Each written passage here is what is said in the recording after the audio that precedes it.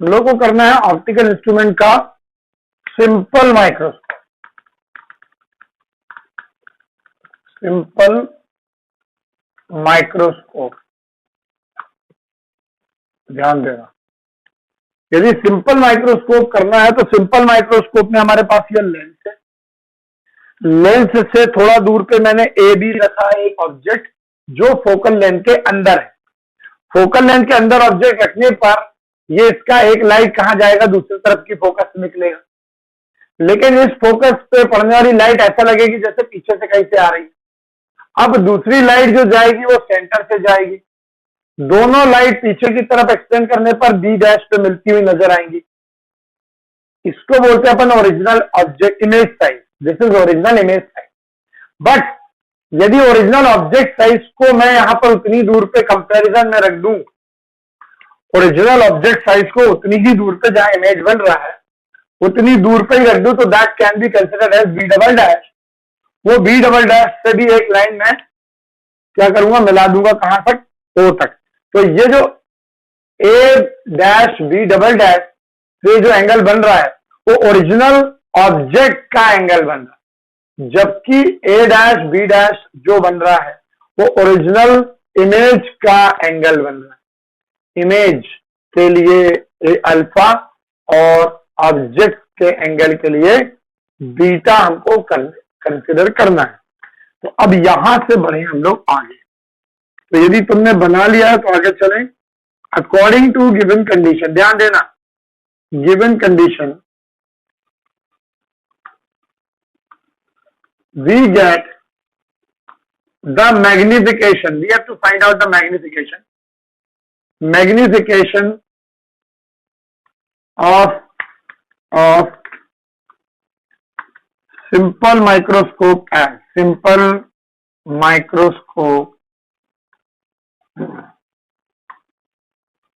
as magnification formula जो होता है वो होता है m equal to angular magnification. This is known as angular magnification. This is angle subtended by image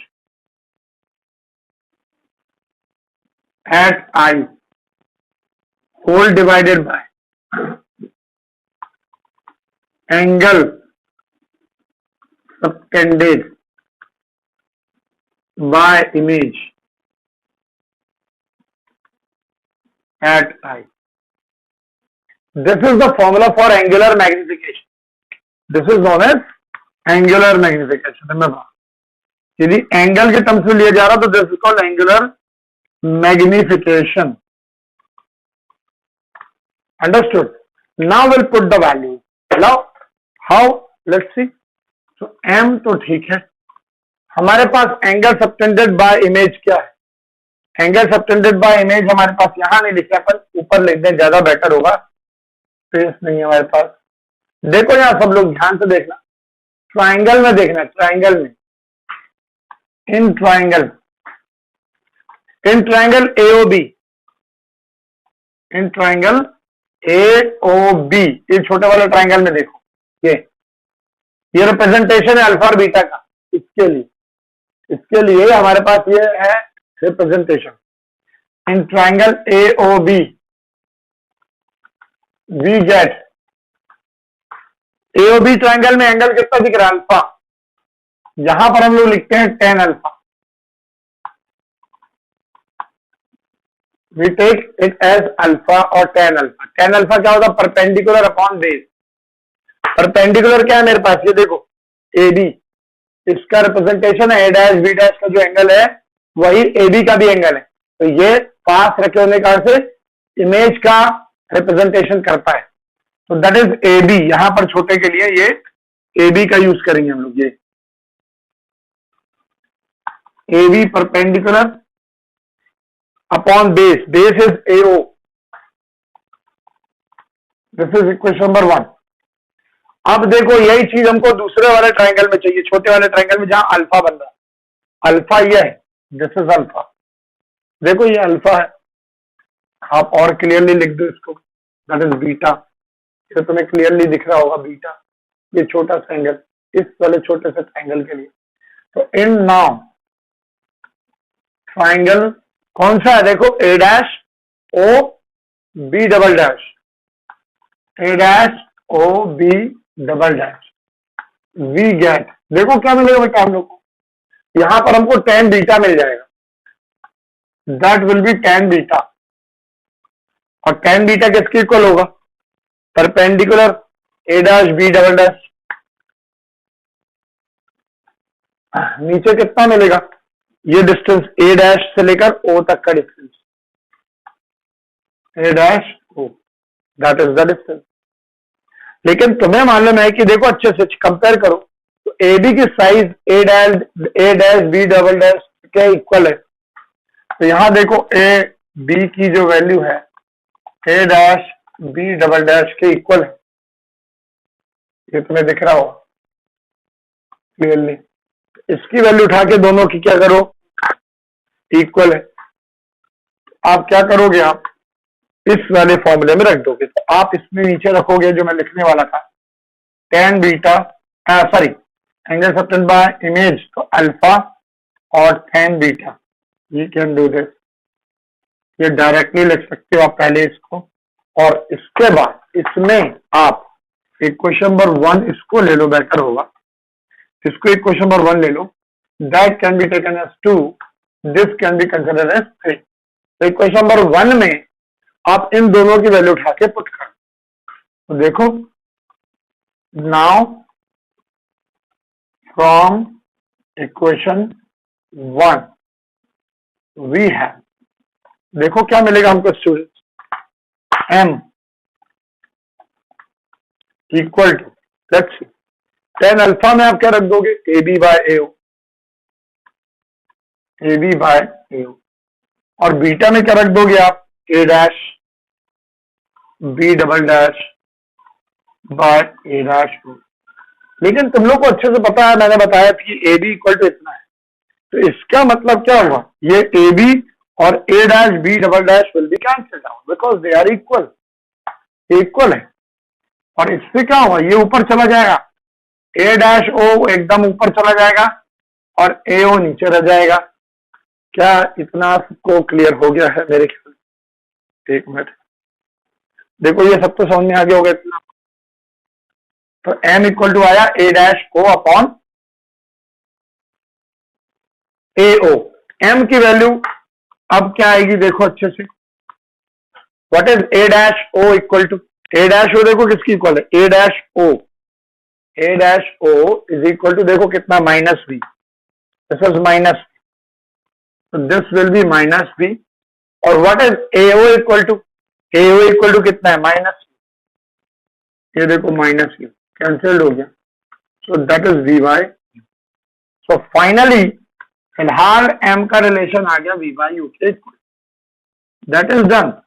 लेकिन ये खत्म नहीं हुआ, यहां तक अभी क्वेश्चन नंबर 4 था, ये तो सबको समझ में आ गया होगा इतना। तो ये नीचे वाला मैं मिटा दे रहा हूं, ये थ्योरेटिकल पार्ट जो है ये हम देंगे।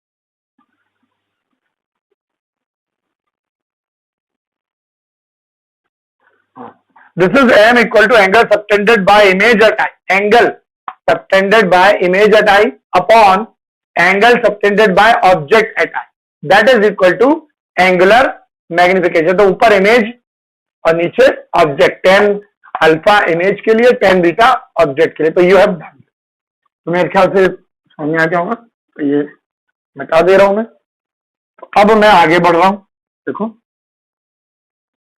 अब मैं इसके आगे जा रहा हूं।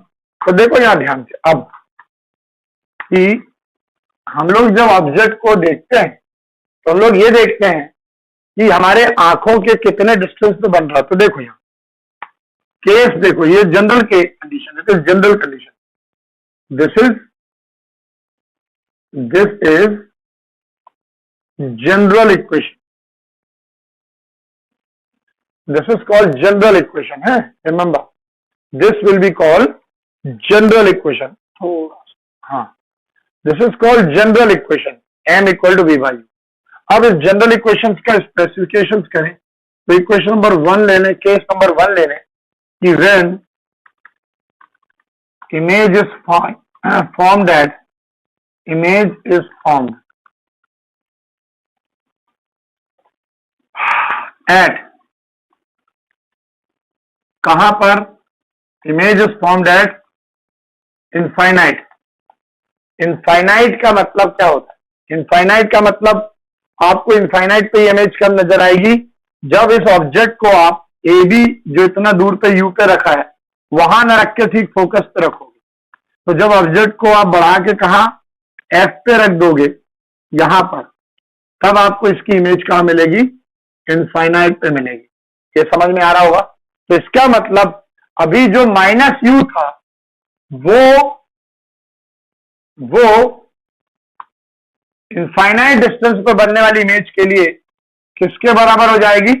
एफ के इक्वल हो जाएगी। मतलब U will be change to F. So ऐसे कंडीशन में U will be change to F. मतलब जो यू है वो यू पर ना होकर कहां होनी चाहिए थी? एफ पर। तो फाइनल इमेज क्या मिल जाती है आपको? इनफाइनाइट। तो ये कंडीशन है। तो जनरल इक्वेशन पर उठाओगे आप, देयरफॉर इट्स मैग्निफिकेशन इज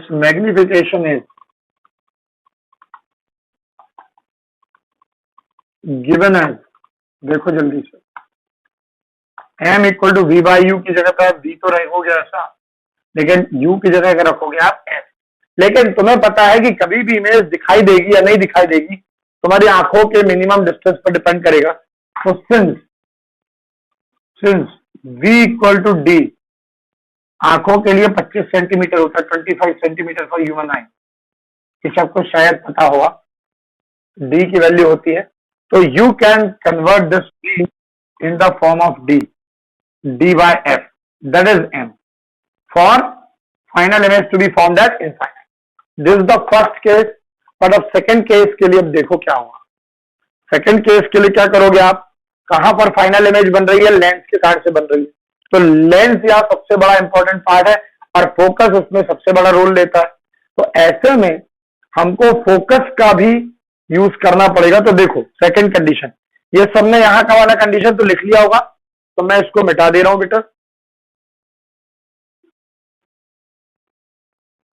देखो अब देखो सेकंड केस देखना इसका, when final image is formed. देखना इसका सेकंड केस देखना, when final image, when final image is formed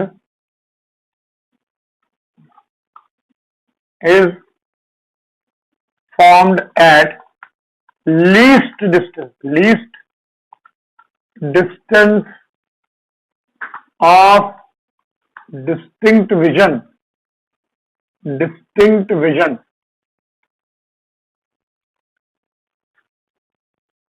ये जब ऐसा होगा तब क्या होगा? When final image is formed at least distance of the distinct vision, distant vision मतलब होता है d, ये भी d ही होता है। तो उसके लिए लेंस फॉर्मूला यूज करेंगे। नाउ फ्रॉम लेंस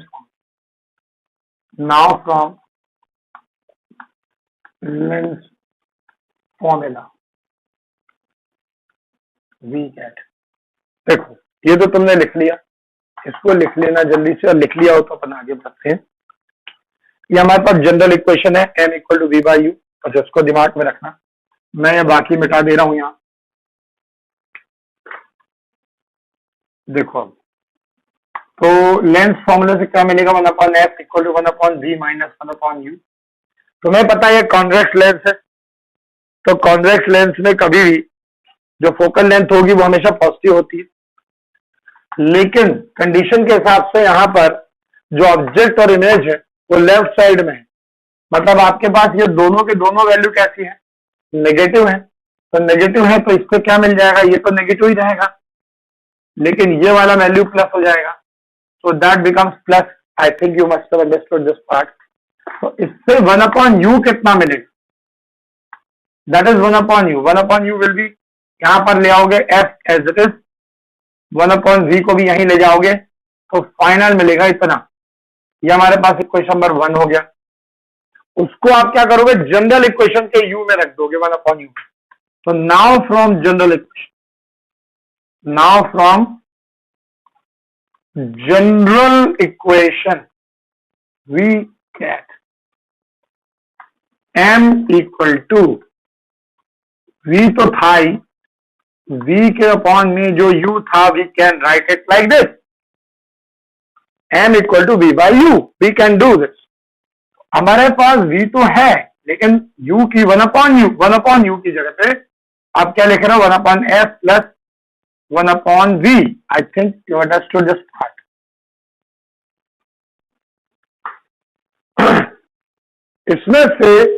इसमें से v को अंदर मल्टीप्लाई कर दो, सब देखो क्या चीजें हो जाएंगी। तो फाइनली v को अंदर मल्टीप्लाई करने पर क्या मिलेगा, v बाय एस तो मिलेगा ही मिलेगा, और यहाँ v बाय v मतलब कितना हुआ 1। और तुम्हें पता है, अभी थोड़ी देर पहले मैंने बताया था कि v की वैल्यू d के इक्वल होती है least distance of the distinct vision के लिए, v इक्वल टू d होता है। तो यहां पर हम लोग और लिख सकते हैं d by f plus 1। That is the formula for final magnification for the simple lens.